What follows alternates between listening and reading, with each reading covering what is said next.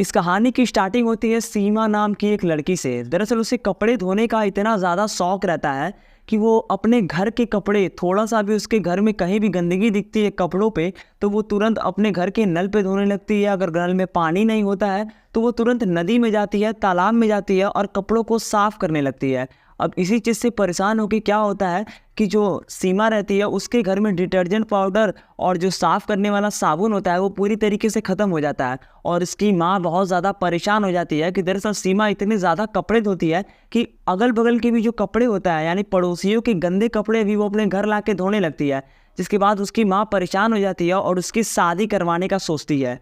जिसके बाद कुछ दिन बाद वो उसके बेटी के लिए लड़का खोज के लाती है। जिसके बाद लड़के वाले उसको देखते हैं और उसको तुरंत पसंद कर लेते हैं।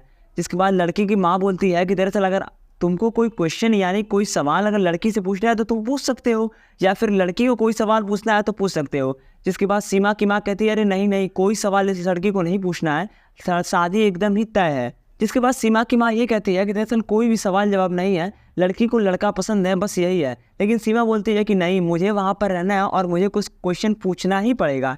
जिसके बाद सीमा ये पूछती है कि दरअसल घर में कपड़े कौन धोता है। जिसके बाद लड़के की माँ तुरंत बोल पड़ती है कि देखो, शादी के बाद तो मैं एक रुमाल भी नहीं धोने वाली हूँ, सारा का सारा काम तुम्हें ही करना पड़ेगा। तुम वॉशिंग मशीन तो अपने ससुराल से ला ही सकती हो, यानी मायके से ला ही सकती हो। जिसके बाद सीमा ये बोलती है अरे नहीं नहीं, दरअसल मुझे कपड़े धोने का बहुत ज़्यादा शौक है। और तुरंत उसकी माँ बोल पड़ती है कि दरअसल मेरी लड़की को कपड़े धोने बहुत ज़्यादा पसंद है और इसीलिए वो सबका कपड़ा धो लेती है।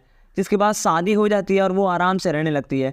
लेकिन सीमा की जो आदत होती है कपड़े धोने की वो बहुत ज़्यादा बढ़ने लगती है। वो धीरे धीरे क्या करती है, अपने घर में जितने भी कपड़े होते हैं, जो साफ़ कपड़े होते हैं, उसको भी लगाकर धोने लगती है। और एक समय ये आता है कि नल का पानी रोज़ ख़त्म हो जाया करता है। जिसके बाद वो अपनी सास से पूछती है कि दरअसल लाइट कब आती है और लाइट आने के बाद टंकी में पानी कब भरा जाता है। इसके बाद उसकी जो सास होती है वो बताती है कि सुबह 12 बजे से लेके रात 12 बजे तक लाइट रहती है और तुम कभी भी टंकी भरकर नल में पानी आने के बाद तुम कभी भी कपड़ा धो सकती हो।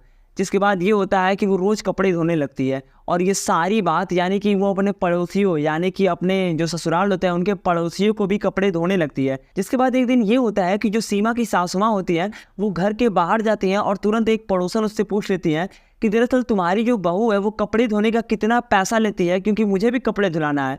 जिसके बाद उसकी जो सासु माँ होती है वो बहुत ज़्यादा गुस्सा हो जाती हैं और वो ये कहती हैं कि जो मेरे पति हैं वो आर्मी रिटायर्ड हैं और जो मेरा बेटा है वो कोयले फैक्ट्री में सुपरवाइज़र है, तो हमें कपड़े धुलाने की क्या ज़रूरत है हमारे बहू से। जिसके बाद वो ये बोलती है कि तुम्हारी बहू तो मैंने सुना है कि अपने मायके में अगल बगल का पड़ोसियों का भी कपड़ा धोती थी और वो कपड़ा बड़ी अच्छी तरीके से धोती है। जिसके बाद उसकी सासु माँ कुछ नहीं बोलती है और वहाँ से चली जाती है।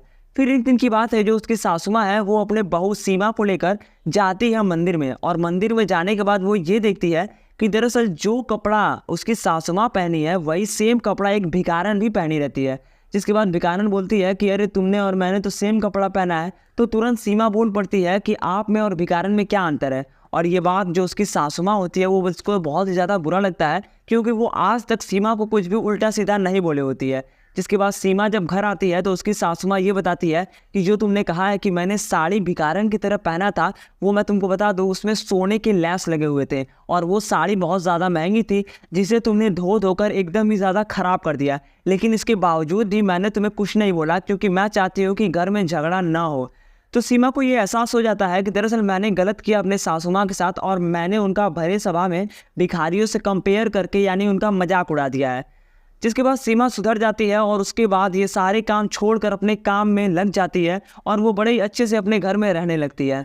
तो आपका ये स्टोरी कैसा लगा आप हमें कमेंट में बताना। और आपको वीडियो अगर इन्फॉर्मेटिव यानी कि ये कहानी अगर थोड़ी सी भी अच्छी लगी होगी तो आप चैनल को सब्सक्राइब कर देना और वीडियो को लाइक कर देना। मिलते हैं अगले वीडियो में। Thank you.